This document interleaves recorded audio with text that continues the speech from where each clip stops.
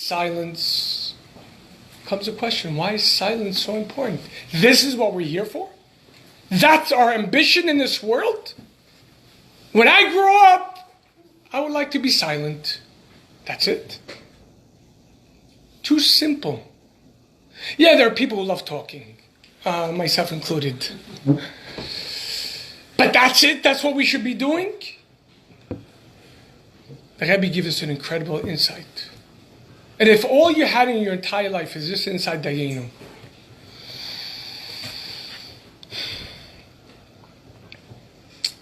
the Mishnah, chapter 5, tells us the world was created through 10 utterances.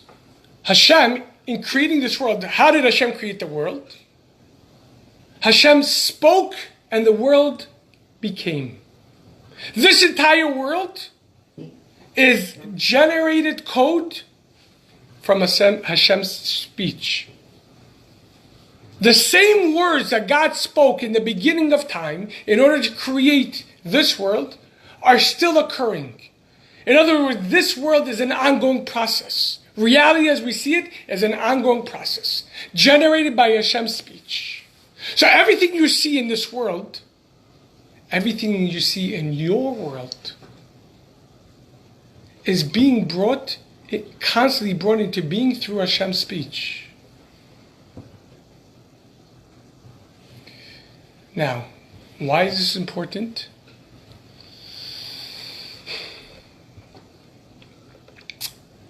Kabbalah explains that the world wasn't just created 5,778 years ago, but every single second the world is being brought into being. Every single second is literally a new reality. And what was until now, it doesn't have to continue this way. Just because it was always this way, it doesn't have to be this way from this point on. If it was one solid mass, one solid picture, then perhaps there would be an argument that there's no way that person could ever change, that anything could change, especially if it's dire. Well, it's always been this way. This is the way I've always done it. This is the way I've always felt. This is the way I've always seen it. I can't change. The good news is this world has been created every single second anew. God creates and refreshes existence every single second anew. Which means at any given moment we could literally reinvent everything, and we're not hypocrites. Because perhaps, as we're going to be exploring tonight, everything was brought into your forefront of your consciousness to this particular junction so you could start taking charge now. But in order to do this, we need to first find silence. Because if the world as we know it has been generated through speech, the word world in Hebrew, olam, shares the same etymological source as ha'elam, concealment. So not only the macro world is being generated by your particular world, your particular concealment, your particular issues, your problems, your dilemmas, and for sure the part of yourself that seemingly has nothing to do with God. The greatest challenge you're facing right now in your life. That too is being refreshed from God's speech. So how do you undo it? Well, very interesting. Let's look at a well-known psychologist and doctor, a human being who's changed modern-day psychology. His name is Dr. Viktor Frankl. I've heard of him, Answers for Meaning. If you haven't read his book, I urge you strongly to read it, be familiar with it. It was encouraged by the Lubavitcher Rebbe. You could read it and reread it and just keep on. And this is what he says. There is a formula. S equals R. I'm paraphrasing it. S equals R equals dysfunction. What is S equals R? I'm sorry, S to R. If you have a stimulus, something is bothering you, something is pushing you, and including Hasidic philosophy explains the greatest challenges that we face is ourselves. In AA, they give you a sticker to put on your bathroom mirror. You're now, when you wake up in the morning, you're now looking at your greatest dilemma you're going to be dealing with today. In other words, you're looking at yourself. Our greatest impediments usually is ourselves. And we're going to see why, and we're going to see how to undo this. But, I'm paraphrasing this formula. If there's stimulus, in other words, something that's happening to you, from you, around you, we are very quick to react. S to R. We're very quick to react. So when we react, we might be dispensing, we might be, blowing off steam. I feel something that I got to do it. Something bothered me, I got to say something. Something hurt me, I got to hurt it back. Something feels good, I got to do it. But that's a reaction. And that creates dysfunction. Nothing is ever solved. Nothing is ever resolved.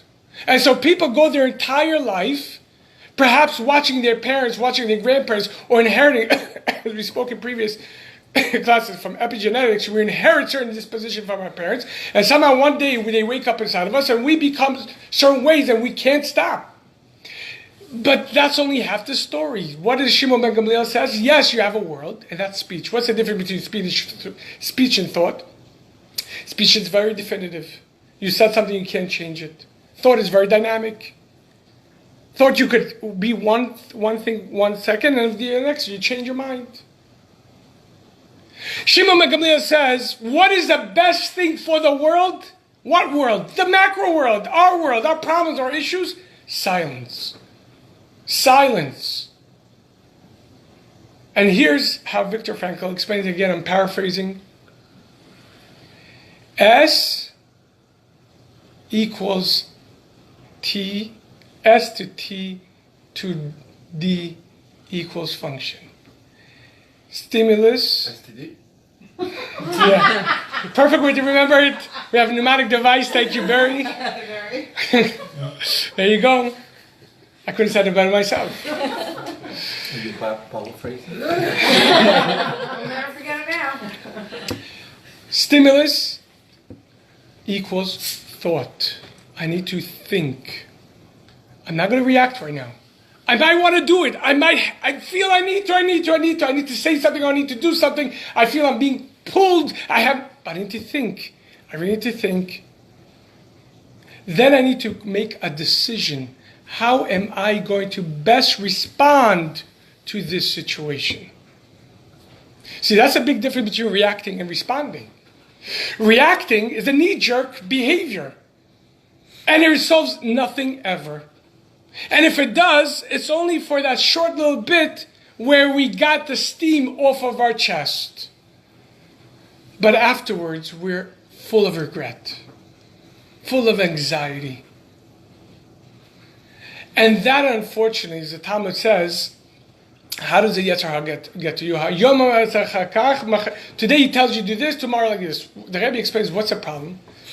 He starts winding you up around his finger. And says, look, you already did this yesterday. You already reacted this way. And sure, you did this today as well. What are the chances you're going to be able to change today? What are the chances you could change your ways? You know who you are. You know who you're about. You know what you've always done. Why are you going to try to be a hypocrite and change now? Shimon ben Gamliel says, how do you deal with it? Thought. Insert thought. You got to rethink. You got to really look at the picture. You have to talk to someone. You have to open up. And that's partly one of the hardest parts, as we're going to see later on. But then you create function. You have to actively decide to discover function. And this is what he says. We don't have the ability to change many variables in our lives.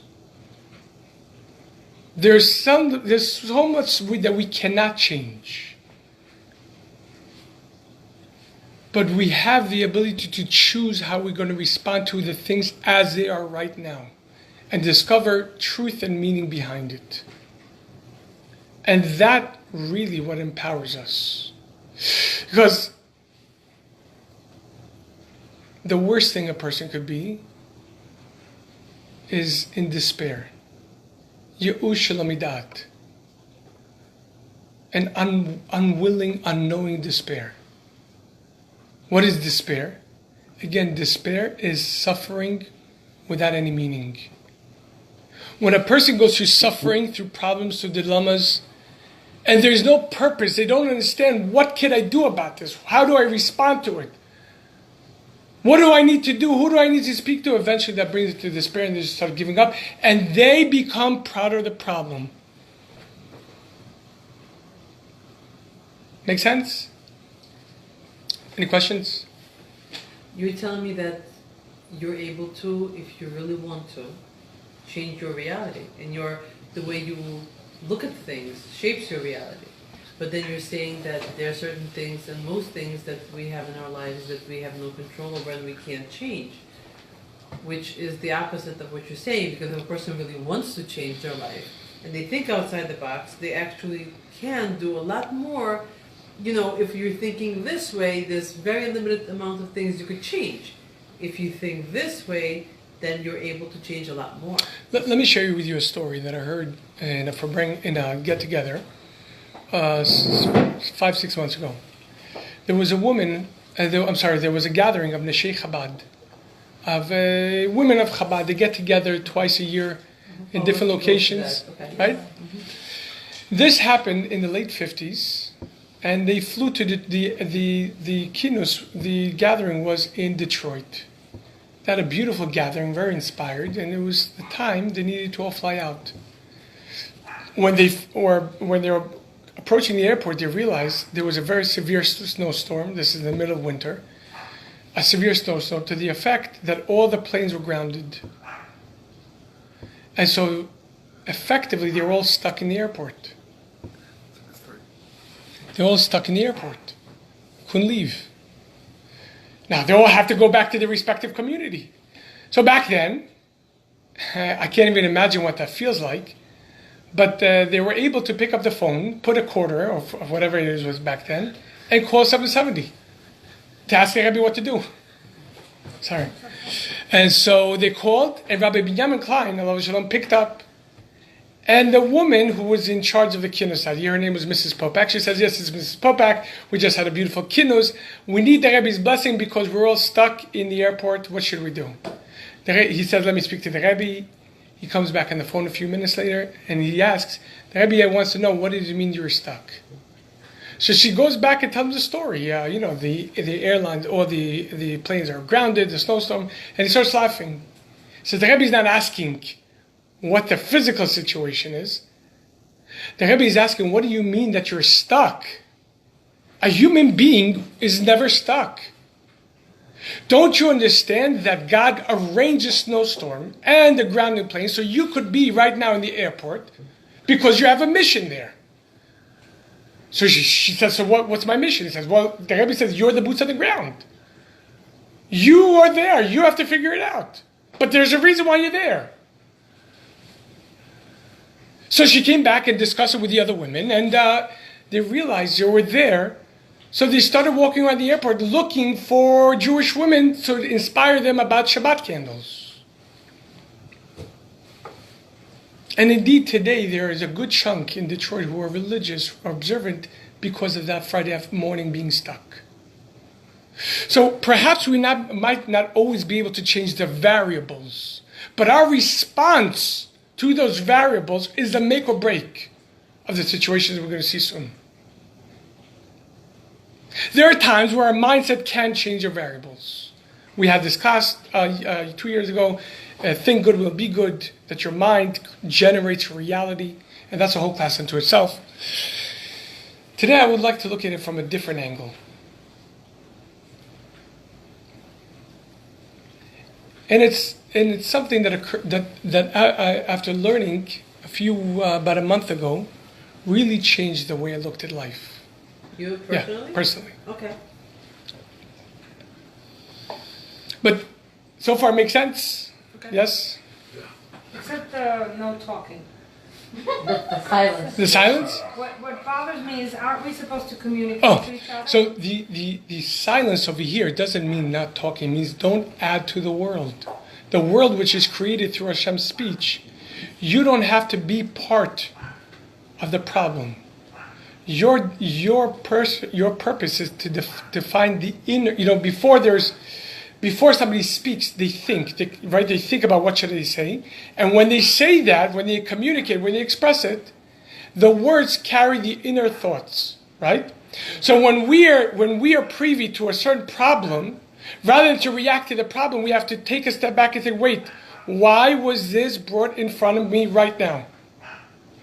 What is the inner thought? What do I have to do? What do I have to do? How do I have to respond to this in order to extract the inner thought that was communicated in this situation? Because otherwise, as we spoke about many times, you'll just loop around. You'll just keep on coming back.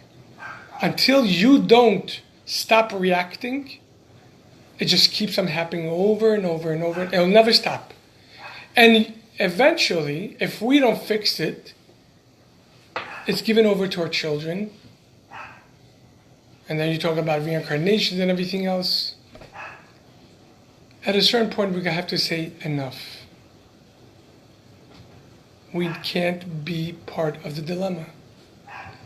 And in order to do that, there's a very famous quote, I believe it's attributed to Einstein, that we can't get ourselves out of a dilemma with the same mindset that got us into the dilemma. Because if we're going to employ the same mindset, the same type of thinking that brought us into this stage, we'll just keep on adding speech. We'll just keep on adding the issue. Nothing is going to be resolved. But I'm listening to you and you're making perfect sense. But then how does a person who's already set in a certain mindset, in a certain way of thinking, behaving, how are they able to change that? Or how do they know which way they need to change it in order to Brings us to today's class. You're welcome. They don't call you Ebbetson for nothing.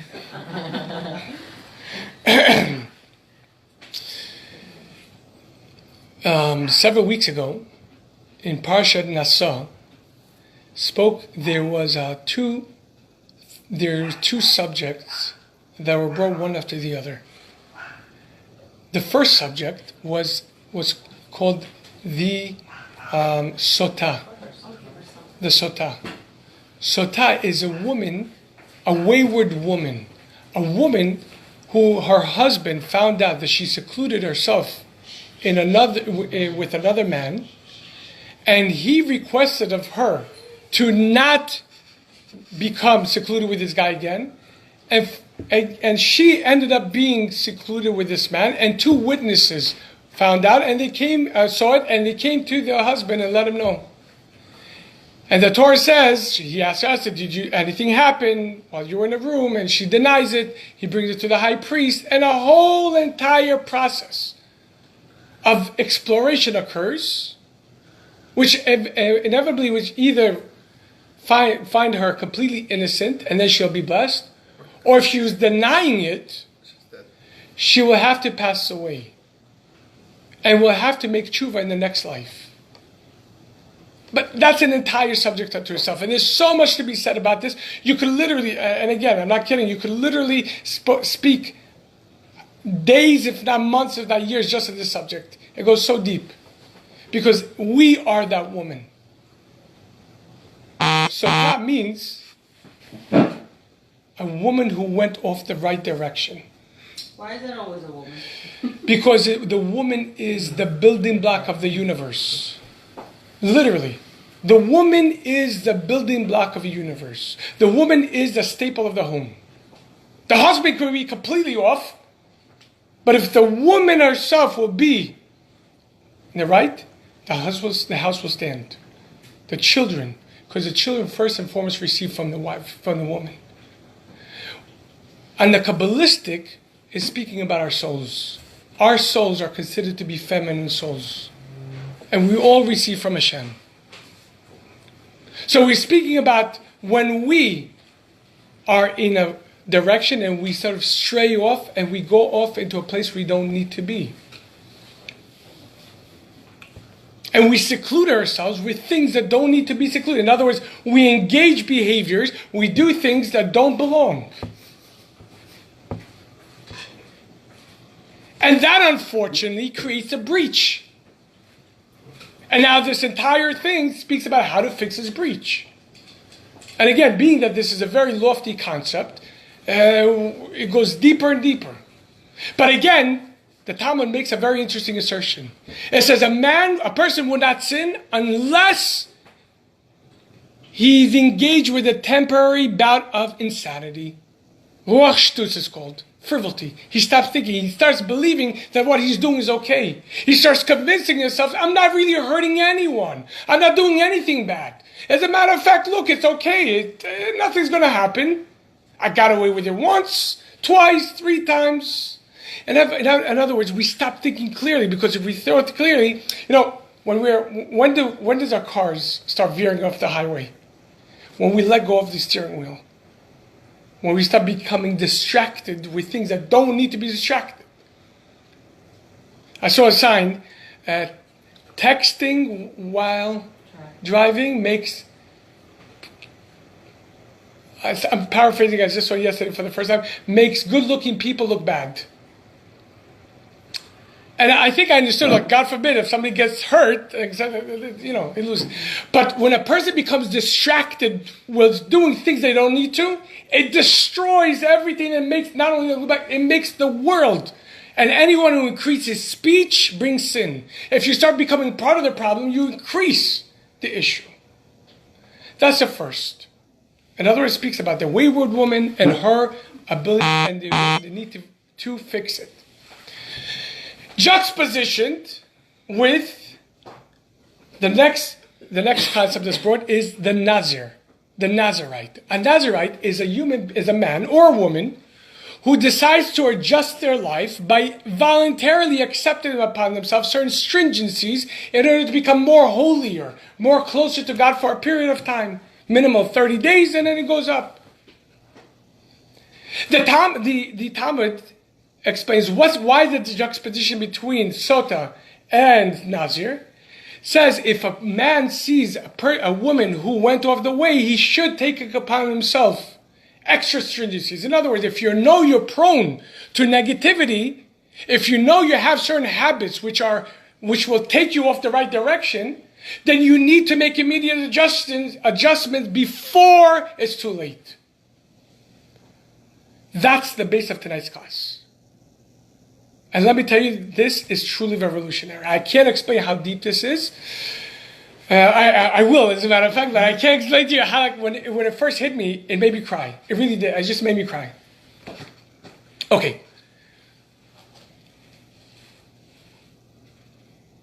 We all heard, we heard the Mishnah, the Torah, the oral Torah. The oral Torah is there, the Mishnah, to elaborate the written Torah.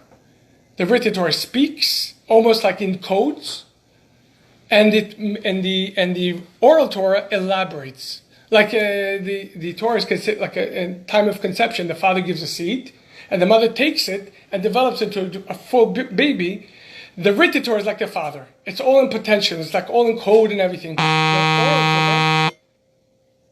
The oral Torah elaborates and brings out. In the oral Torah, the order is reversed. In the Torah, in the Chumash, it's first Sotah, and then comes a Nazir. In the oral Torah is the opposite. First there is a tractate called Nazir. 2 tractates later is Sotah. Comes a question, why the reversal? The oral Torah has to follow the line, the chronology of the written Torah. And here's how Chassidus explains it. There are three ways of correcting our behaviors.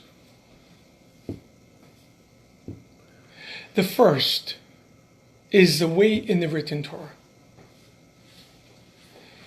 The Sota represents going off the proper path and correcting it. The Nazir is the approach of taking the positive approach from strength to strength. The original way is, before you can engage doing positive things, good things, you must first clean yourself of your negativity. Again, the Sota represents cleaning yourself of negativity. The Nazir represents the positive. The Talmud says you can't bring new furniture into a dirty house. Because if you bring it to a dirty house, you're going to schmutz it, you're going to make it dirty. So before you can start doing genuine good, you must first clean yourself of your inner demons, your inner issues. You know, you tell somebody, I love you, but if you have many angst inside of you, many dilemmas, do you really mean that when you tell you I love you? Or do you mean I need you in my life? You complete me. I wouldn't be able to survive without you, which is another form of saying I need you, but it's not I love you. If you don't know how to love yourself, can you really love someone else? If you have inner anxiety, can you really bring somebody else into your life? So the original configuration is before you start doing the right thing, remove the negativity. As a matter of fact, in Tehillim says, remove, abstain from negativity and engage the positive. That's the first way. In other words, you've got to work on ridding yourself of all your issues. Wherever they came from, however they came, you got to work on removing them. And only once you're finished, then you're ready. Question is, how long would that be? You know, my rabbi once told me, Rabbi Goldberg once told me, they say the first 50 years of marriage are the hardest. And then it starts letting out. How long are you going to be working on yourself before you start doing the right thing? We all know people could be in therapy their entire lives and nothing changes. So yeah, in the original configuration, when it was quite plausible, in the time of the Mishkan, in the time of the tabernacle, it was in the time of the Beit HaMikdash, the holy temple, to work on yourself, to rid yourself of the negativity. But Rabbi Yehuda Nasi, Rabbi Yehuda, the prince who compiled the Mishnah, was born on the very day that Rabbi Akiva was murdered. Rabbi Yehuda Nasi, who compiled the Mishnah, was born on Yom Kippur. Rabbi Akiva was murdered brutally by the Romans on Yom Kippur. After the destruction of the Second Temple, when the Romans already sought their claws into the nation, when the exile began, and Rabbi Yehuda Nasi, when compiled the Mishnah, changed the order, first Nazir, then Sota. Because he understood at this point in his life, it's almost impossible in this situation to remove all your darknesses. So what, are you never going to do good now? How many times do we sit and we just look at ourselves? You know what I see? I really, and it's really painful to say. We spoke a lot in the beginning of the year about this. The biggest dilemma of our generation, as far as my humble opinion, is a lack of self-esteem. That I am good enough. That I have the ability to really make a difference. You don't think it's purpose? When you don't have a self-esteem, you don't have it, like I said before, you don't, this right here is a chair, right? Okay. Sorry. This right here is a chair, right? How do you know it's a chair? We taught that. You're like, right, it has all the angles, right? It fits the criteria of a chair, right? So now you know what you could do with it. You could sit on it, right? It means before you're able to have a purpose to it, you must first identify what is it. Before there is purpose, there must be an identity. You have to be able to distinguish it. Before you could recognize your purpose, you must first understand, who are you? Who am I? And unfortunately, this is not something that is commonly spoken about today. We're giving a lot of information in school. We're giving a lot of information over the media, over movies, over radio, but nothing that really says, who am I? And what am I here for? Now, if a person spends their entire life without self-esteem, then change becomes impossible. Because in order to be able to really change, you must have a lot of courage.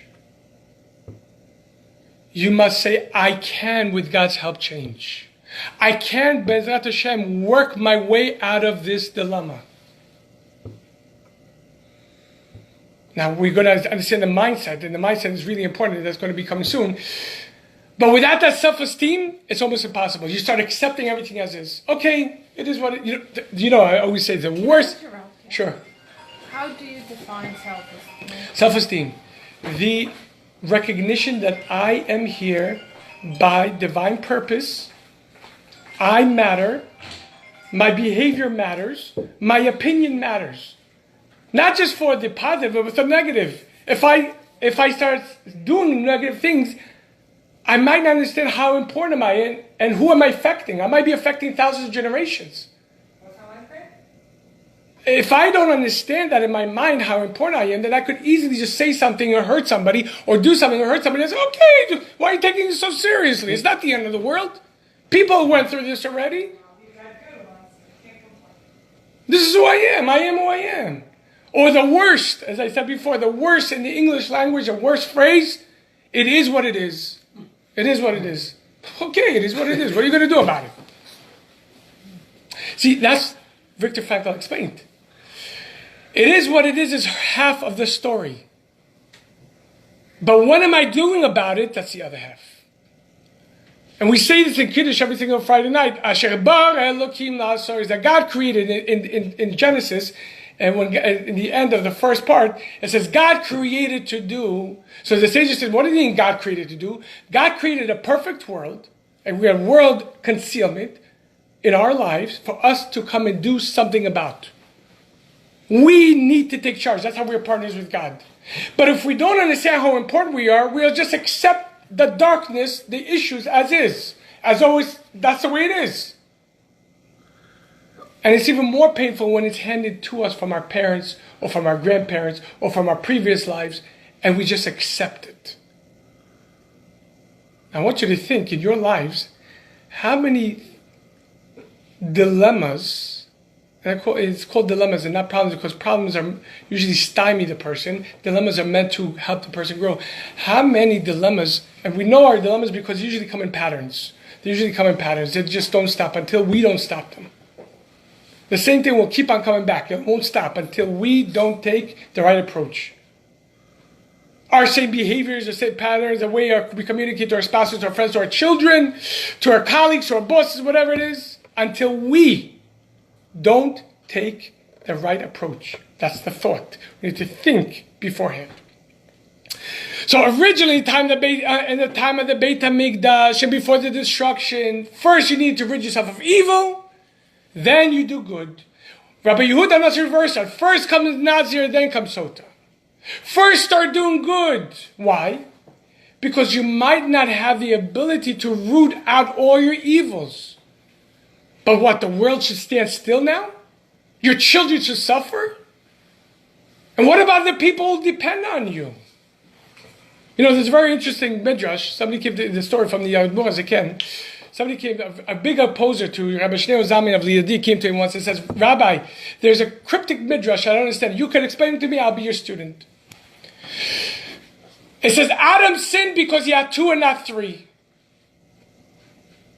What does it mean, two and not three? Says the Admor HaZaken as follows. Adam thought it's just me and God. Okay, I mess up. God will forgive me. I have to go to hell. You know how many times I hear from people, I'm already going to hell for worse thing than this. You think this is going to bother me? Okay, you know, let me deal with my, you know how much. Yeah, of course God will forgive you. But that's two. You and God. What's three? Your mission in this world. The mission in the world, what you came here to accomplish and who you're here to affect. How do you know if they could forgive you? Because you were all bound by one thing, time. We all know if we hurt somebody and afterwards we come and apologize, okay, we apologize. But that hurt is there. And who knows what toxicity might grow from there. So Rabbi Yehuda Nasi reversed it. He says, first do good. Don't wait until your negativity dissipates. Because as we spoke about previous, many times, negative comes because of lack of positive. Most people try to deal with the negative when really they need to deal with the positive. When things are really good, when you feel good, when you understand how important you are and how, you know, you ever seen a weightlifter? Yeah, I have several students who are weightlifters. When they come and pat me in the back, it's not like when I come, you know, when I come back, you're like, hey, how you doing? They come like this. Why? Because they know their strength. They understand if they do this, I'll probably dislocate a shoulder. When you know how important you are, all of a sudden your behaviors are changed. You take yourself much more seriously. And you don't waste. And you don't hurt. Or you try not to hurt. It's very important that we get that. Now, here's the second way of looking at it. A little deeper. The second way, there is a teaching, Yisro na'or haba min hachoshech. Shlomo Amar says, there is an advantage of light that stems from darkness. Commentaries give us two explanations. The first one is, when you're in darkness, when you're in a hollow cave, even the smallest amount of light pushes a lot of darkness. So you can say, well, I'm already in darkness. What's the point of igniting a flame now? It's dark around me. Look around. I've already messed up so much in my life. I've already crossed the line so much.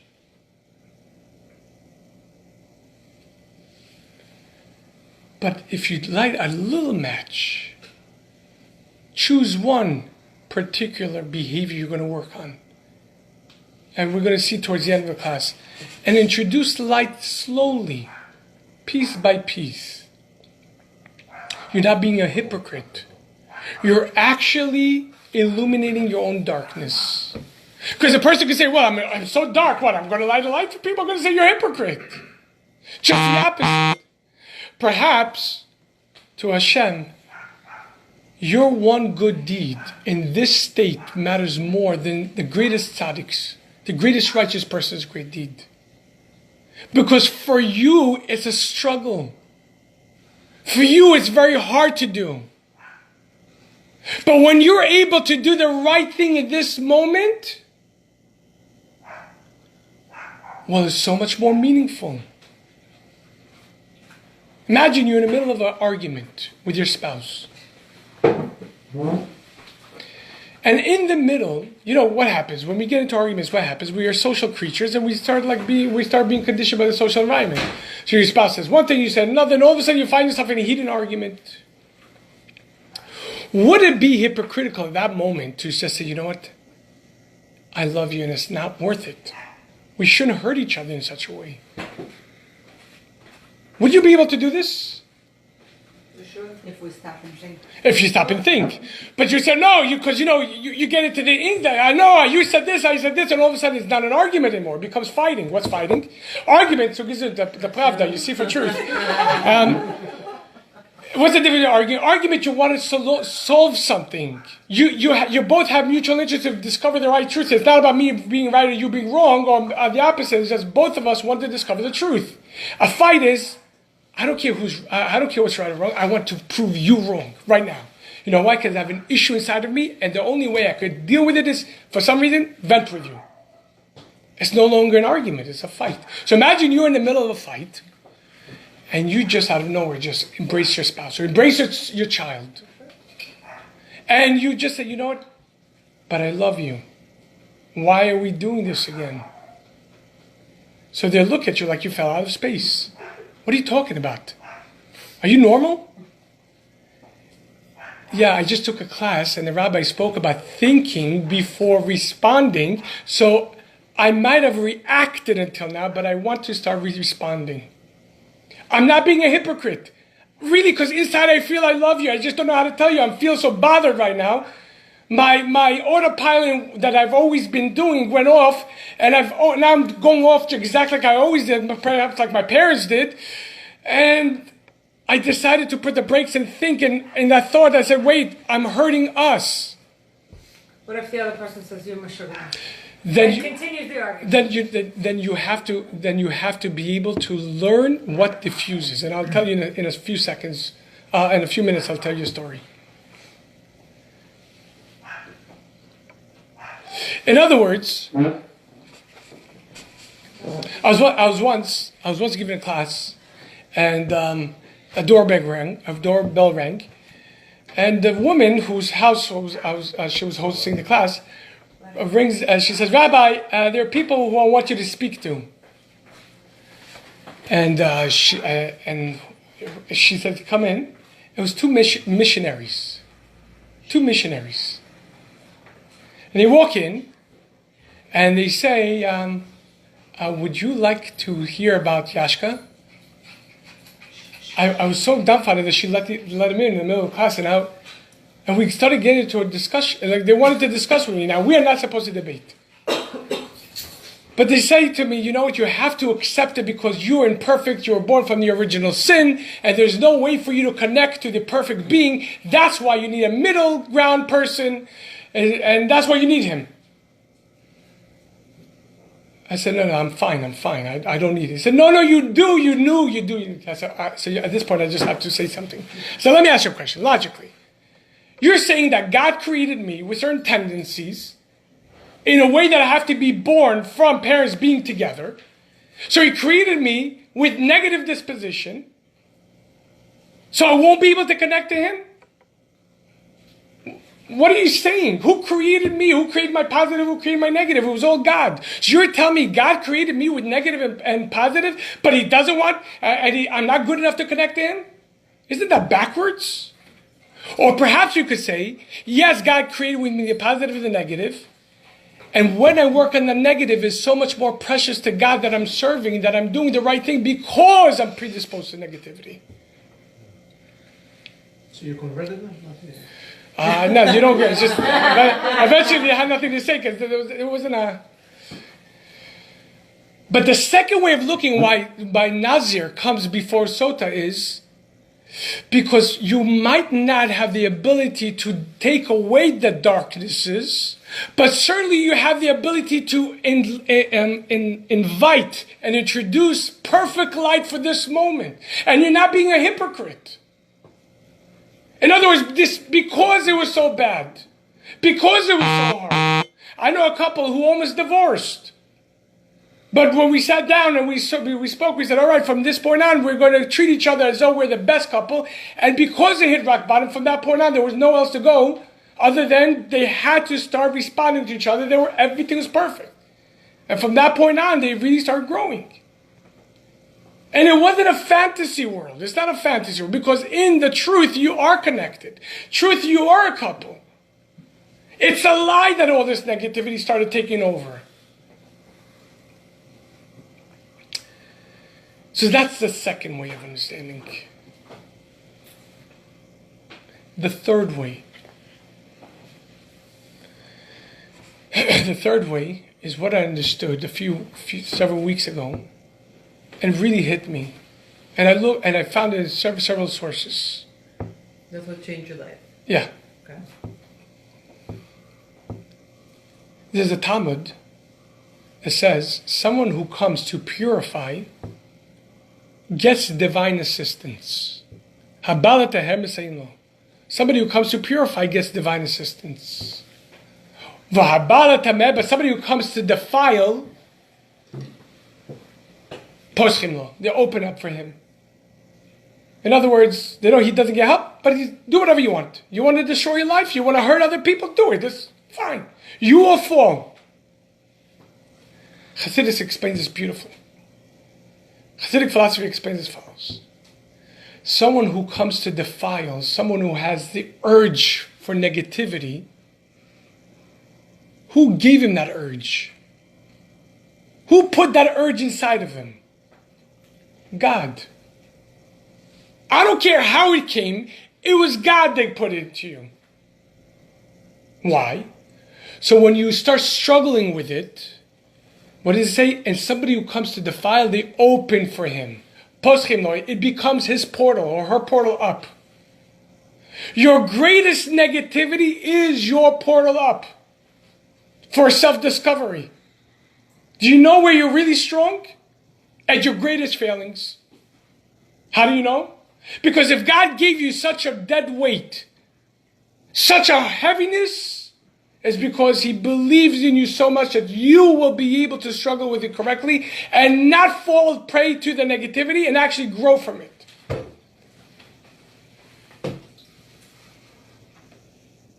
In other words, when a person learns how to struggle correctly with their negativity, when a person is able to look at his negativity, not just not be despondent by it, but say, this is where God believes in me the most. I need help here. I need to take the right course. And we all know our negativities because they come back all the time. Until we don't respond to it correctly, I'll give you an example. How many times do you have to take first grade? 0. Hopefully once. Why hopefully? Just in case. In case what? You get some negativity and you fail. Just in case you didn't pass it the first time. You might have to do it again. And again and again. In our lives, we're given tests. And those tests are there to elevate us upwards. But we only elevate up when we respond to them correctly. Not to the details so much as to what needs to be done right now, how I need to respond. So the first thing I need to make sure is I don't react to what I see in front of me, not to my own urges, not to my own whims, not to my own disposition. I need to really think what needs to be said and done right now in order to make the best out of it. It might look counterintuitive to hug somebody in the middle of an argument, but perhaps this is what you need to do right now. Because you always fight. You're always doing the wrong thing.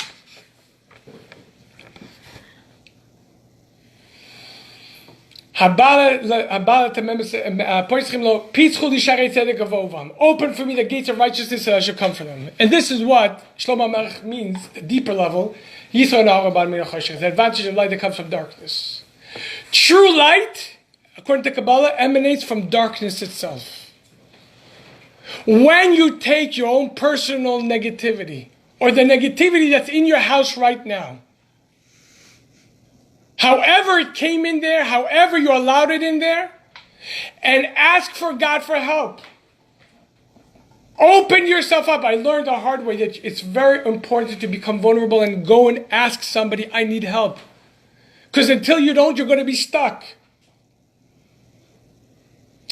I did this last year. Imagine we have a box, and in the box you have like a little square, right? How does that, or a little, in the box you have a circle. How does that circle come out if you don't pull it out? What do you have to do with it? Turn the box. No, you can't turn the box. So what has to happen is that little circle has to become a cylinder and starts growing outwards. What necessitates this growing? The fact that it was stuck in a box. You can't think yourself out of the dilemma with the same mindset you got into it. So okay, you got yourself trapped. Somehow it happened. Fine. What do we do in order to untrap ourselves, to become unstuck? What vision do we need in our mind in order to get our mind to understand that this is not the final frontier? It might look like we're stuck, but really we're not. We have a mission in this particular place. And until we do not accomplish this mission, it doesn't stop. It's just as the Rebbe, there's a discourse. I remember learning this, one of the discourse that really changed my mind. I learned it outside of Columbia Presbyterian's cancer place. I remember learning this. It's changed my mind. I was going through a very hectic time. And I remember learning it, the Rebbe explains over there that when you're going through a test, you cannot react to the details. This person is saying this is this, I have this urge, I have this. You can't. The moment you have to have bitul atzmi, you have to have immediate, you have to look, who am I, what am I doing here, what's my purpose, what's the best thing I could do right now. I don't care what looks plausible or doesn't. Perhaps I don't see it plausible because I'm so stuck. That's why I need to go speak to someone. That's why I need somebody to help me through this. That's why I need to daven. I always tell everybody, and anybody who's ever came to me knows that what's my first thing when you come to me? First thing, we go into the ohel. Bali pil nefesh. And then start speaking about it. Which brings us to something incredible. There's a story from the Talmud says, there was a man, there wasn't a single woman he wasn't with. He had a talent for sinning. He had a knack for sinning.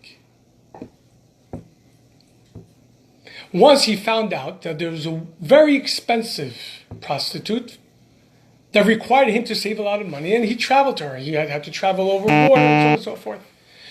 Finally, he got with her, and then she let out some air. A sigh or something to that extent. And in this moment, she says, just like the air will not return back to my lungs or to myself, so too Eliezer ben Narduya is not coming back to the world to come ever. You've just crossed the line. You just crossed the line. This hit him like a ton of bricks. Says the Talmud, he started diving to the heavens and the earth, to the mountains and the hills. The commentators explains, what was he doing? He was trying to blame.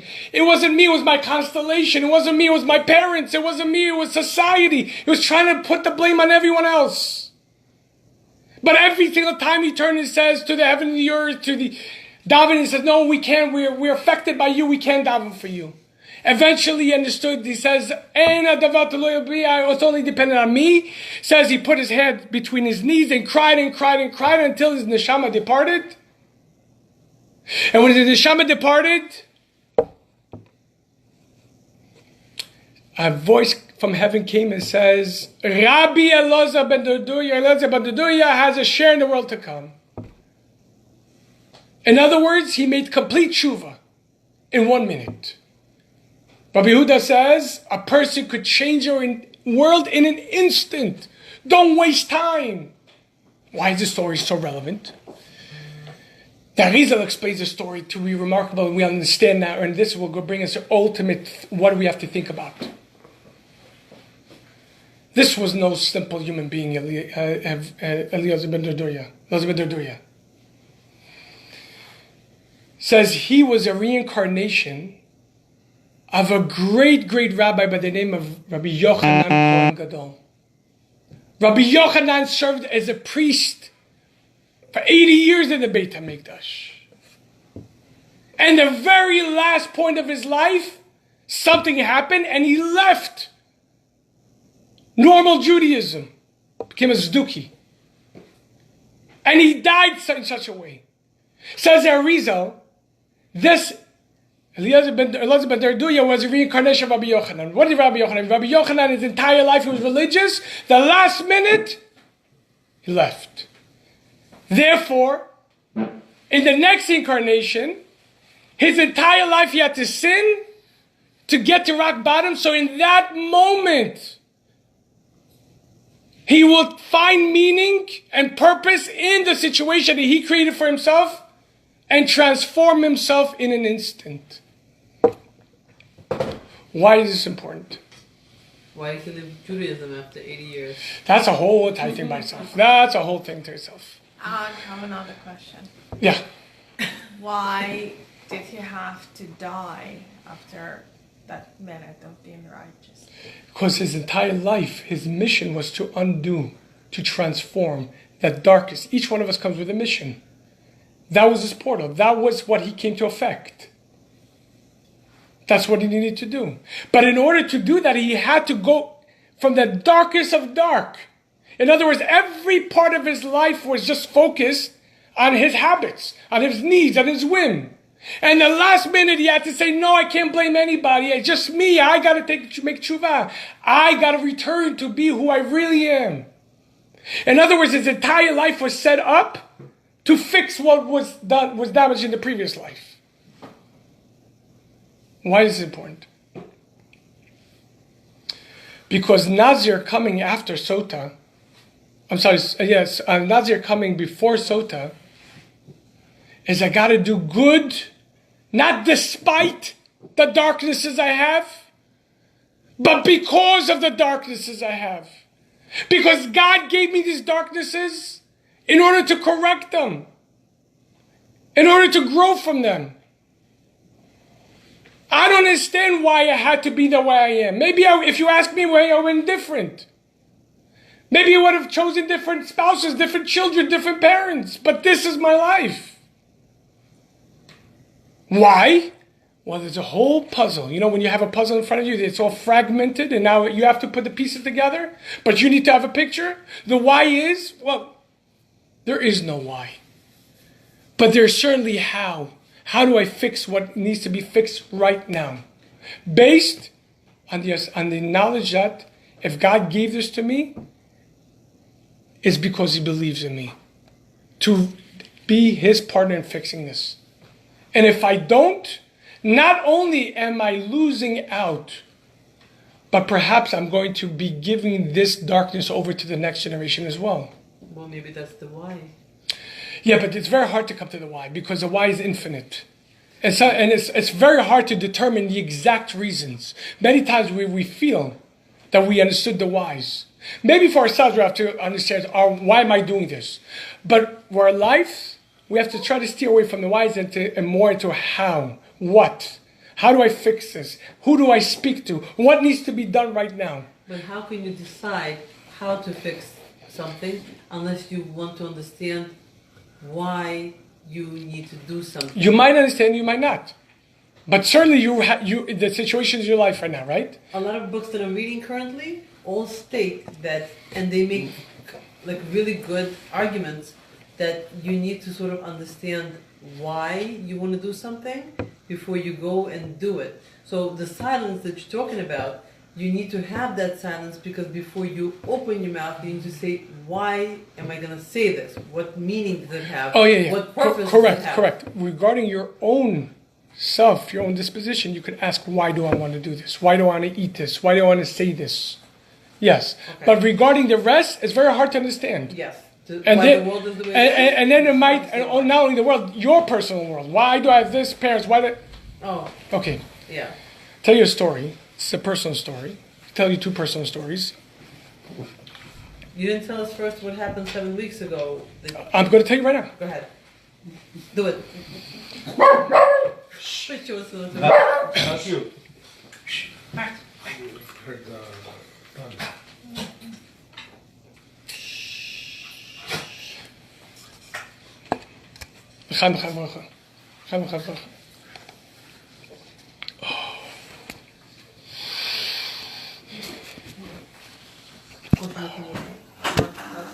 we.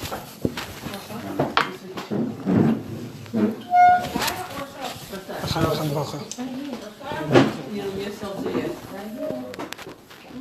This better be a good story because we're like prepared for it. I read about really fast. I read about William Frankel from the book Unlocking Greatness. Unlocking Greatness. Did you read it? I have You not. have to. I'll look If into you're on it. this road, I'll look into it. it is fantastic. It's so interesting, and it's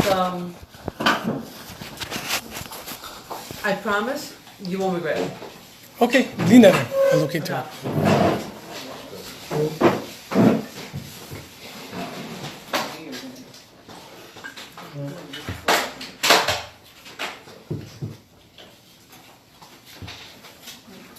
Max and Masha under control?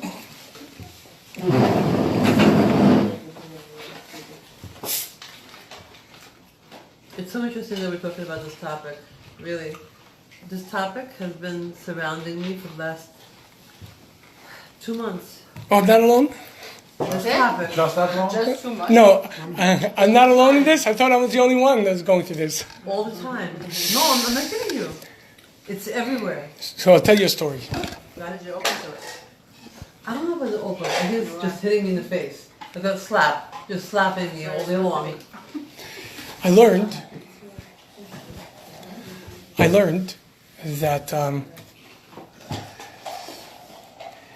earlier on, when I started making tshuva, one of the concepts that really penetrated in my mind and my psyche was divine providence. That everything happens for a reason. No matter what, no matter how, no matter who, there's a reason why it is occurring.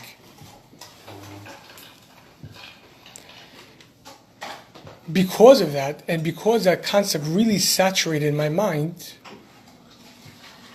it allowed me to let go of a lot of frustration, a lot of negativity to a certain extent. Till this day, Baruch Hashem, I don't know how to hold a grudge. I just don't. I don't know how to hold a grudge. So I might get frustrated with someone, or somebody might have hurt me, but it's very hard for me to be angry at them. Having said that, my relationship with my father growing up was very turbulent, to say the very least.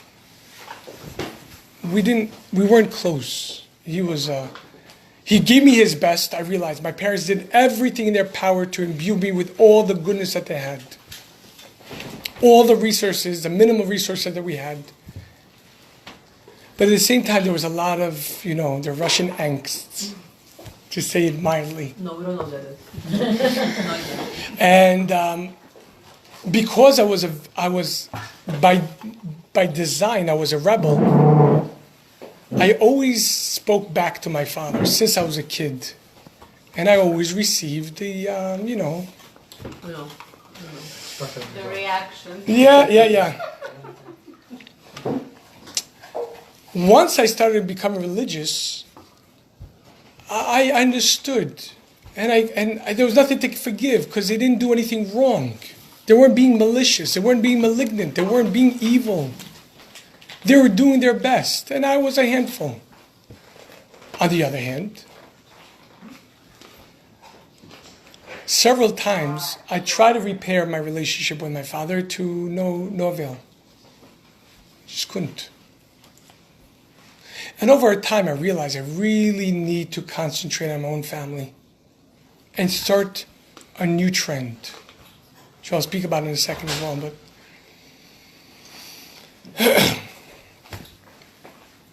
at a certain point, weeks went by and months went by, and I didn't communicate to my father. And it was okay because I didn't hold anything, but I felt that we grew apart. And at the same time, I felt that I couldn't afford him the proper respect and the proper honor as much as I want. He's he and I am I. And I found in the past that we would butt heads, and I didn't want to do that anymore. So I sort of gave myself a buffer zone until I heard the following. And it really was a wake-up call to me. So my father went to the hospital. And I didn't know about this, and I only found out about it. And my father said something to my brother who related to me, which was my wake-up call. He says, the reason why Osher isn't visiting me, isn't communicating to me, is because I disconnected from my father, and I didn't visit him. And I didn't communicate to him even before he passed away.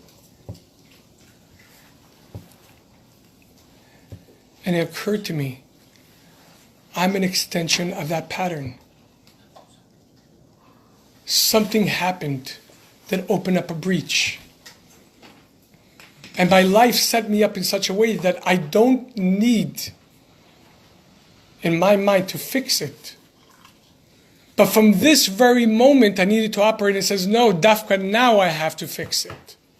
Because everything was set up for us not to speak. Because everything was set up in us to have a breach amongst ourselves. I have to, right now, start correcting it in a proper way. So I came to my father. And I asked him about his youth. And I said, why did you disconnect from my grandfather? My grandfather was a chassid. He was such a gentleman as far as I know. He says, it was because his mother was very tough on him. And he didn't feel that his grandfather came to his aid a lot. And his father came to his aid. And she was a typical Russian mother. You have to do this, you got to do this. And a lot of angst. A lot of turbulence. It was always like he was trying to hold his turbulence. And when I opened up that turbulence, I got it. Then I realized he was part of a pattern as well. It was like one generation give to the other. So we spoke about this before. You know, in a relay race, if you drop the baton, you run that relay. If you keep on running, are you still in the race? No. What do you have to do? You have to pick up the baton. And until you don't pick it up, everything stopped. Everything paused. You're on pause. That's called being stuck. No matter how much you're going to go, nothing is going to change until you don't start working on this particular element in your life. So I realized at that moment, I need to become more proactive. And for the very first time, when I sat next to my father, I felt very endeared. He opened up to me and he said things that I never heard from him. And I started understanding a lot about myself. See, it's so easy to be reactive because you're part of a pattern. Because your parents did it, your grandparents did it, or perhaps in your previous life it happened, and this is a setting now. And you've always done this, and you're always doing this, and it's always done this way. But at a certain point, we got to say, all right, now, because I've identified the darkness, now Nazir comes before Sota. Now I have to do the correct thing. Now I have to, from this darkness, I'm not going to be a hypocrite. It's not a hypocrite. Maybe it was all set up for me to now change it, because by changing it now, I'm uprooting this entire negativity from this life, previous life, others. I don't know. Maybe other people are connected to me. But I need to do the right thing right now. And with my own son, I saw this. We all know, I spoke about this openly, what happened to my son. And for a while, because of this, it created a wedge between us as well. I didn't understand what he was feeling inside. I didn't understand the pain he was in. And I thought it was just another typical situation. Until I went to this class, this phenomenal class by Rabbi Avi Fishoff, and just changed the way I looked at things. And I started understanding somebody who was hurt, abused, molested, becomes so pain, it breaks, it destroys them. I mean, possibly for life. And they're not normal anymore. So imagine you have two broken feet, and all of a sudden somebody tells you to start racing, and you can't. And says, what's the matter with you? You're lazy. Get up. So I want to. You don't think I want to? Just can't. So I didn't realize this until I went to this class. And then I realized at times we were butting heads. And then I told myself, this is the correction right now. This is exactly what I used to do with my father. And because of this, I need to do the right thing right now. And so one day, I remember this. This was going back, almost a year now. We started having a heated argument. And out of nowhere, You and your father? me and my son, out of nowhere, I just dropped the argument. And I tried to give him a hug. And he says, what are you touching me for? What are you giving me a hug for? I said, no. I really want a hug. He says, what are you talking about? Like it's like came out of nowhere. He said, I said, no. We're doing the same thing that we always did, that I always did with my father, that he probably did. Let's fix this. And we went out. And we did something. We started having this outing every single few days that we just went out. Just hanging out, talking. Just no, no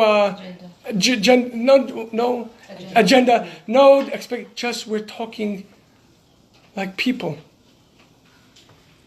And all of a sudden, everything that was the issues all of a sudden is melted. Everything stopped. And I realized everything from that point on, any time that I needed to fix something with him, that no more butting heads. And start fixing things from the inside. No more reacting. See, you react, you say something, you do something, and you regret it afterwards, and nothing has changed. And then you give it over to your children, and they give it over to your children. This is why Nazir comes before Sota. We're going to be positive, not despite, but because. Take your greatest hurt, your greatest pain, and first ask God, please give me the mindset, the insight. Allow me to get over myself. Allow me to get over my ego. Yes, it requires vulnerability. Then let me go and speak to someone about it. Someone who I could trust, somebody who could help me and not going to judge me, but somebody who's going to say, all right, this is what you're dealing. You imagine you go to a doctor and the doctor sees everything. Well, imagine you have such a big issue and you say, I'm too embarrassed or to go, you're going to be stuck with it. So until you don't go to someone, you're going to be stuck with it. To what end?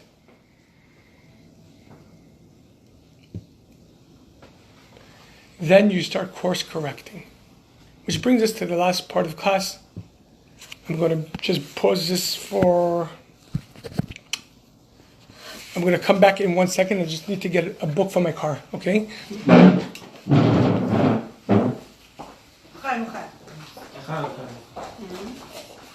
Masha, you were the cutest thing I've ever seen, Masha. Come here. Where's the toy? She was listening. Where's the toy? Yeah? 10 o'clock. He's home. He's... Let me just check my... He wants to get something in the car. I think he's doing I the saw fine it. desire. Lightning keeps flashing. Yes, it is. Ладно, ця машина відкрити окна. Really? Right. I wasn't driving. Are you trying to get a new one? Somebody was starting.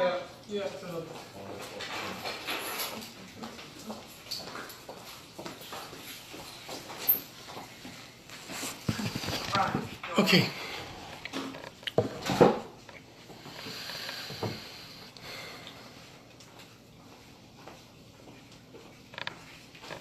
Any questions on anything I just said until now?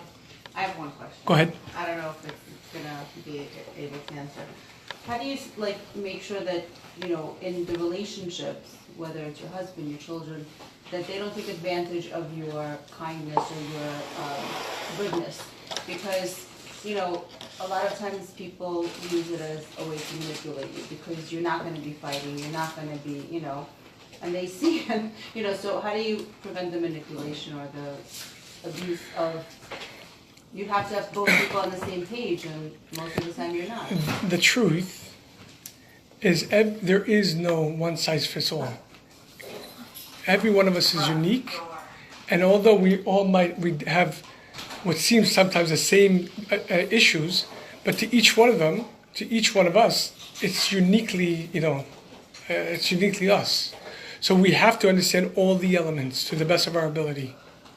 We have to understand what needs to be done, how it needs to be done. Sometimes you require firmness. Sometimes you need softness. Sometimes you need vulnerability. Sometimes you need just to be very strong in that moment.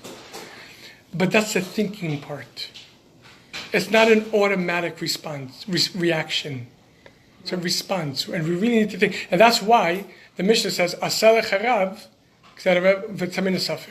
if you make for yourself a mentor, a coach, somebody to speak to, they will be able to help you maneuver correctly your dilemmas. Now, understand, I'm in the middle of an amazing coaching class. I really love it. I can tell you that it's amazing. It's actually based on Viktor Frankl's Man's Search for Meaning. And the one element that I realized is something that Torah spoke many times. The land wasn't conquered in one day. Our greatest issues are not going to stop in one day.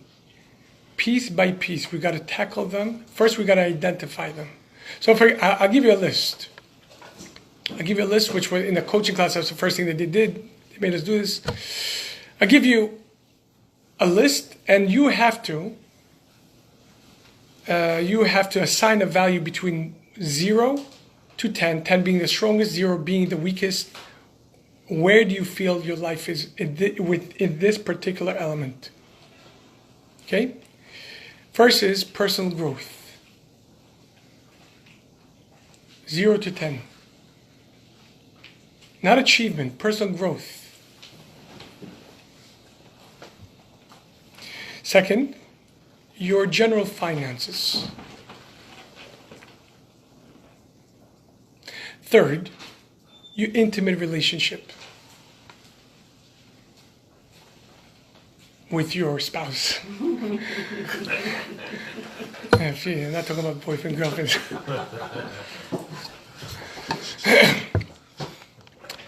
Physical health. Your physical health, your physical habits, eating habits, exercise habits. Spiritual health. Emotional health. Then your career and mission in this world.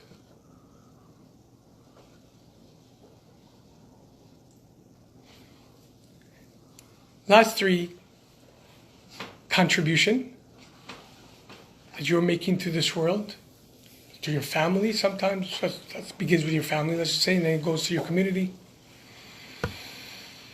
Then, fun. Fun. It's important to have fun, just to be able to let loose from time to time.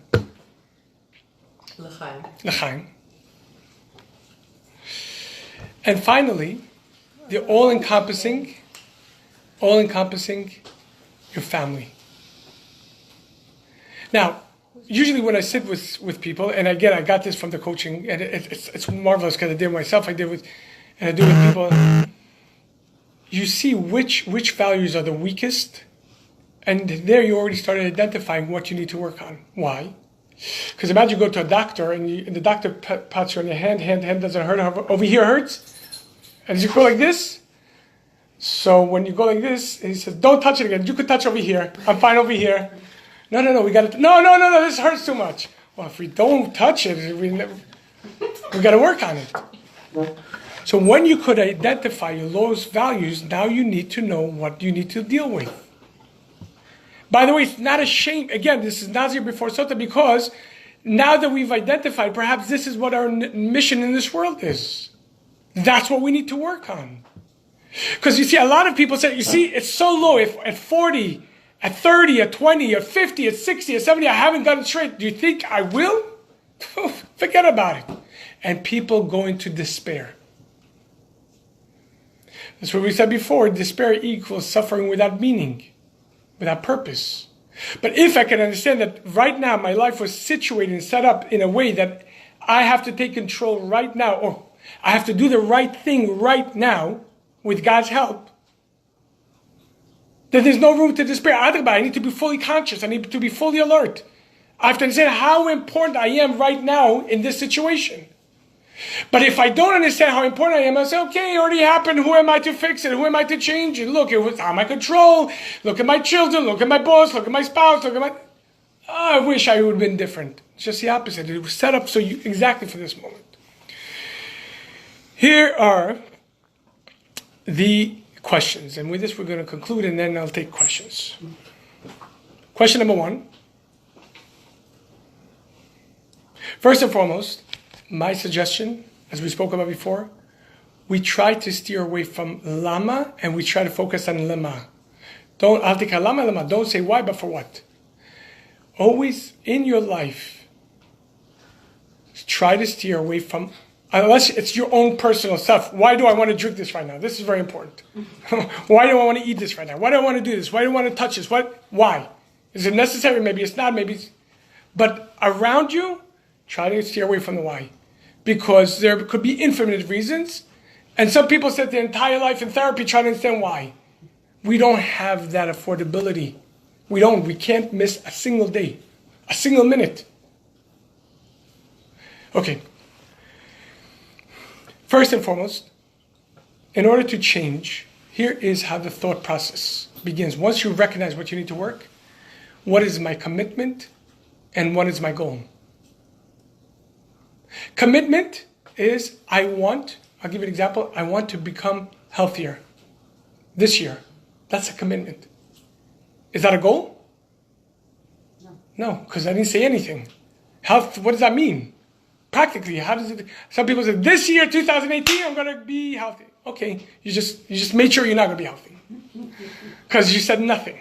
Goals need to be measured. Goals are measurable, correct. So first you have to have a commitment. I'm committing to this aspect of my life. This year I'm going to be working on my personal growth, my family. Yeah, but in this chart, I've identified 9 weak spots.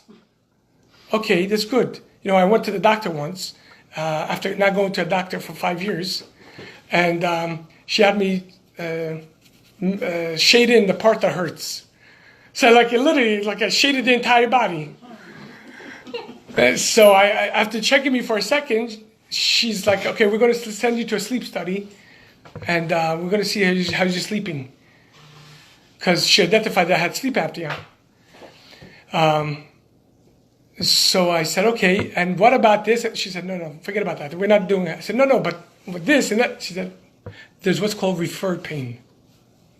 Sometimes one core issue could bring a lot of symptoms. So if you've identified one particular thing that needs to be worked on, that's your thing. Goal is tangible. A goal would be, I would like to lose 5 pounds in 2 months. That's a goal. Now this goal has to be a SMART goal.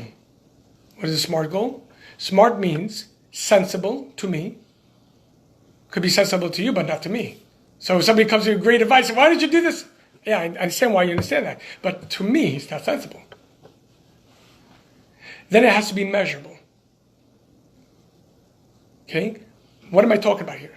What am I talking about? 2 pounds, 3 pounds? How many dates am I going to go out with my spouse? How much time am I going to be spending in like somebody says, I want to have a happier family. That's great. How many are you willing to spend 5 minutes with your children every single night? No, it's too hard. Fine. Could you do 5 minutes every single 2 nights? And start working on it. Somebody came to the Rebbe once, Rabbi Markowitz. He puts out all these food on Yom Kippur in front of 770. And he lost his drive to learn. He lost everything. He was in the middle of what's called Kvutza, the year that you sit and learn all day. And the Rebbe told him, forget about what everybody else is doing. You learn 5 minutes a day. 5 minutes. But he says, Rebbe, look, everybody else is 18 hours. Said, that's everybody else. You, 5 minutes. Whatever you want, just learn. And from time to time increase. And within a matter of a year or so, he went back to learning. Consistency. I work on one particular point. And that's what I'm giving it. Can't drive myself crazy. Yeah, it would be great if I could spend hours. It would be great if I could go on dates every single night. But that's not me. It's not my life right now. Then, so we call it SMA, attainable. That I will be able to attain this. It's not a fantasy. Yeah, my marriage could be fixed. My children could be fixed. My brothers, my sisters, my job, my boss, my colleagues, I could work with it. I could deal with it. It's attainable for me. Then, relevant. Is it relevant now? To right now in your life. Something that's very important, but just not for now. You need to everything has its time. And finally, timely. How long am I giving it? How much time am I giving? Am I giving it a week? 2 weeks? Some people said, I remember when I first started losing weight almost 2 years ago now, when I went on this diet, lost 55 pounds. I remember the first 40 days most intense. And then I would think to myself, the first 2 days, 3 days, it was the most intense. I think, now I'm going to do this for 40 days, it's too hard. But then I started seeing 1 day at a time, and I started seeing results. And each day I saw results, I was more encouraged to the extent that I felt, all right, I could do it. And over time, my psyche changed. Okay. You have to have a smart goal. This you discuss with your spouse, if you could openly speak to them. This you discuss or with a mentor, a friend, somebody who knows and only wants your best for you, won't judge you. So like the teacher told me, the first week, if you want to lose 10 pounds, what's the first week going to look like? First week is you just spend time removing all the junk food from your cupboards. That's the first thing. In other words, you start working towards that, making it a feasible thing. All right, next. Is this goal reflective of my inner value? Is this really what I'm about? Sometimes we create goals just to make ourselves feel better. But it's not really who I am. So I could be great at this, I could be very successful at this, but that's not who I am. And therefore, even if I do accomplish, I'll still feel empty inside. Because it wasn't me. It's meaningless. It's meaningless. It has no real value to me. So when I sit with people, we have to identify our core values, identify 5 values. And usually, if we're in touch with our values, then our life becomes congruent.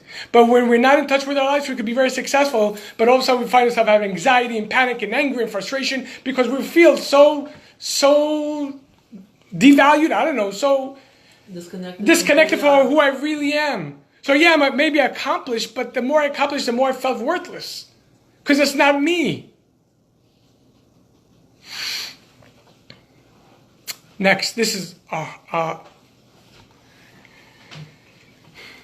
how can I grow? How can I grow from this situation right now? How can I grow from this situation right now? If I look at this situation as going to be the final frontier in my life, it's going to bury me, then I'm already defeated, and trying to change is even pointless. It's like I'm fighting against myself. But the minute I'm able to define, I'm able to find the place where I could grow from this, it starts having value and meaning to me. What is this word? Grow. Grow is, this is what they gave me. Establish a goal, G-R-O-W, establish a goal, which specifically we spoke about. Then reality examining your current, what you could gain, what you could grow. Then the options, what are your options right now? A lot of times you want to change things, but it's not your options. You can't do anything about it. Even if you wanted to, you couldn't. So where do you have an option to change right now? Like, I would love to have changed certain things about what happened to my son. I would have. But I can't. It's not within control anymore. I do have the option right now of helping him grow. And in the process, I grew as well. And not to be another one who victimized him. Because one thing my son is not is a victim. This week, Baruch Hashem, he's just moved to Israel. He just went to Israel. He's one of the most amazing. I've come to discover how amazing he is. The last year I came to understand how God blessed me. And I didn't see that before. How old is he? He's 17. But the more I understand, and comes the next question. How could you help others grow because of this?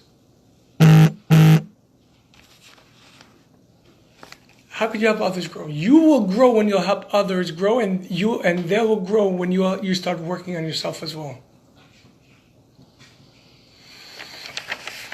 And then the final thing of grow, W, is will. You have to have willpower to do this. Can't be flimsy.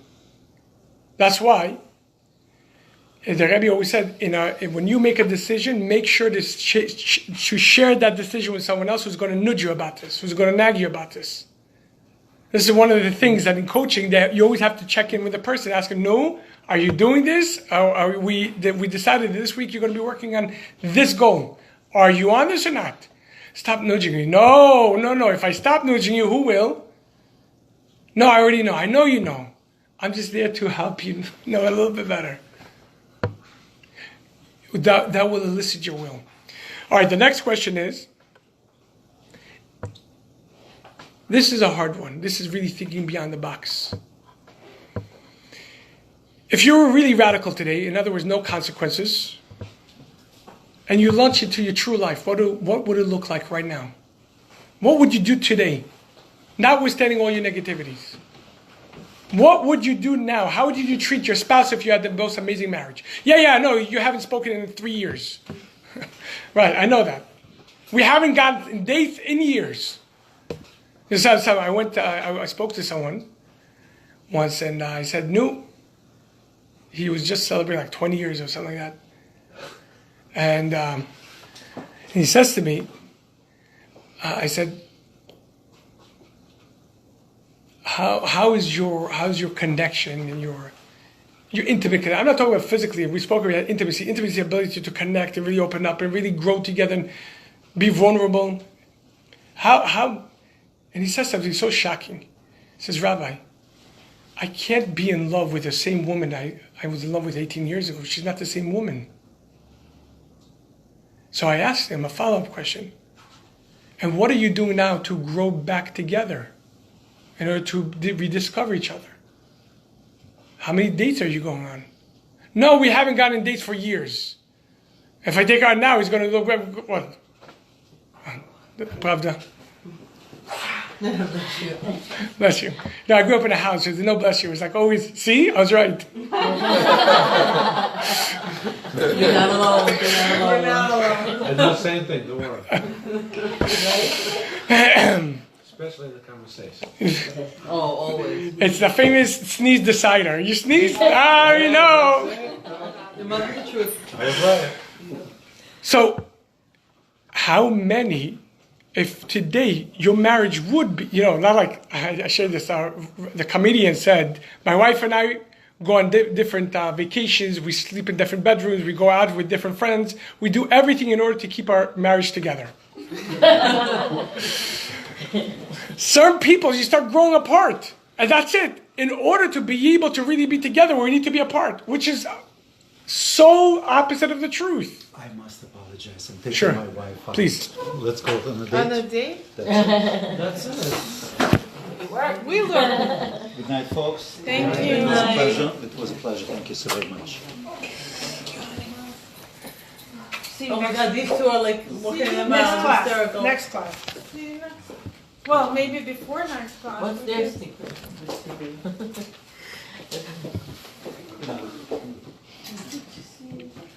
Kiss my phone, will you? Мальчиков я не целую. It's fun, Rabbi, you can't. Good night, folks. You know, you were very appropriate. So if you could get 5 minutes every single day to go out, just to walk, is that doable? Certainly it is. Walk the dog. You could. That's your option. That's exact. So you might not have the option of That's going. a date. So you might not have the option. See, that's the thing. We might not have the option to go to the city right now, but right now we do have the option to walk together, and that's a beginning. A lot of people say, "No, that's nothing. What's even the point of me starting one? Why are we doing this? There's no reason for this." But that's a false illusion itself. You start with something that's measurable, that's doable right now. +1. That's it. It's called +1. You just gotta do something small. That's Start it. Somewhere. That's you it. You can't think this way. You think this way. So what is the best thing we could do right now? If everything was, how would I do? What would I do right now? A lot of times we convince ourselves so much of the negativity within us, so we start believing we can't do positive. And if we do, what I'm going to tell her I love her now, that's hypocritical. I'll look like the weak one. I'm giving in right now. It's the opposite. You're revealing the ultimate truth. It is so important to be congruent with who we really are, inner values. Don't let ego get in the way of, like, somebody needs your love, give it to them. Don't be afraid. Don't be afraid. So if this is what your life is now, and that's all you could do, and sometimes I tell people, hey, 20-minute Starbucks is great. That's your date. That's your date today. That's your budget. That's your date. That's your budget and time, your whatever it is. You can't change your work right now. You can't change everything. But certainly you have options in between. Maybe you could just call each other randomly, send each other romantic texts throughout the day. You know, something like a romantic text will change somebody's, you know, I'm thinking about you, I love you, whatever it is. Sometimes just your bring home an extra treat to your child. Or it just changes the schematics. It's not radical stuff here. It's not very simple day-to-day things.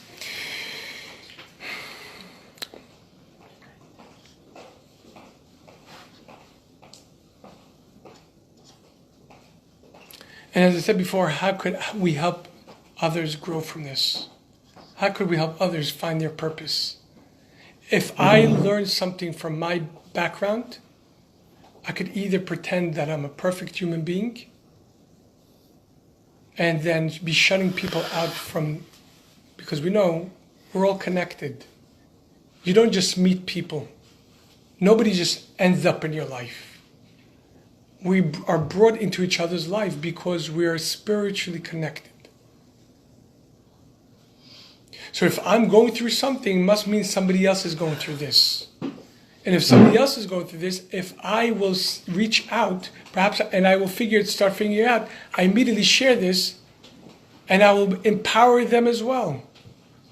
And perhaps that's the whole reason why I had to go this low. Just so I'll be able to help somebody else who doesn't know how to deal with it. So that's that in a nutshell. Thank you. Thank you very much. Thank you. Any, One more l'chaim? yeah, let's make a l'chaim. Of course. Kanyeshna. Doesn't he have to drive? It's called one for the road. He's the best driver. You people are crazy. Very. Yes, I already know. How many times did you have already? I had 2 small ones. You see, the same cup. Bye, baby. The same cup. Thank you so much. Thank you. What? See you soon. She's like, what? I'm like, did I make plans and forget about them? Because, you know, that happens to me. I'm just big Saturday. Huh? Saturday? Of course, yeah. Okay, there you go. L'chaim, l'chaim, bracha. Bye. Again, we should be able to have the courage Yes. to do the right thing with the right people at the right time. And most importantly, we should recognize how important we really are. Because if Hashem believes in us, and we say this every morning when we wake up, Rabbi Emunesecha, in Modani, you believe in me, not just a little bit, but your belief in me, your faith in me is great, is immense, is abundant. Then it's time we start believing in ourselves as well. And believing in ourselves doesn't mean ego. It means we start taking ourselves very seriously. And what we mean to our spouses and our children very seriously. Understand, 30 or 40 years down the line, your child is going to come to you and says, why did you say this to me? Why did you do this? How come? Because now I am in this predicament and I don't know how to handle it. Or 30 years down the line, it says, Baruch Hashem, you gave me the best. Like today, I could tell you, my father, since I was a kid, like I had to identify my inner value. One of my inner values is contribution. Why? Because since I was a kid, since I was 3 years old, my father used to tell me, drill into my head, even though we didn't grow up religious, drill into my head. Don't just sit at home and playing. Go out, this is his words, go outside, put a sign on. Who needs help in the block? And find 2 friends and bring them to this. You see somebody who needs help in the street, stop and help them. This is a value that was communicated to me as a child. And because of that, it remains with me today as a staple of who I am. It wasn't just a given. It was something that was developed. That's how important we are. We don't understand. My father could have thought back then when I was 3 years old that I'll be sitting here or stop in the road with someone and help them in the middle of the night. But in those few words that he encouraged over and over, he set a tone. What tone do you set with your children? You are their inner voices. You remember we learned this? Be careful of how you speak because you become your children's inner voice. What tone do you set? Will your children says, I want to be like my mom and dad. I want to look at my spouse like they look at each other. I want to respect and appreciate my spouse like my parents did. I want to raise my children with the values that they raised me. Every family has its turbulence. Every family has its ups and downs, and that's normal. But if you have a core in your house, which is mom and dad, who respect and value each other, who respect and value their children, as we spoke about in previous, not that you expect your children to be your calling card, but you're there to contribute, and therefore you have to keep on putting into them, no matter what. Raise them to be the human beings that God wants them to be. Try your best not to hurt them, not to say something that you might regret later on, and they're going to later on regret hearing, and certainly doing. Again, we all have our failings, but the more we talk, Weak spot. but the more we talk, the more we seek help. It's not a weakness, it is a beginning of our strength. L'chaim bracha. Hashem should give us a bracha. We should be Baruch Hashem l'chatchila ribar. We should be able to be strong, chasidim, yirei shamayim lamdanim. We should be good husbands and good wives, good fathers, good mothers, good friends, good colleagues, good bosses, and imbue onto the next generation. L'chaim.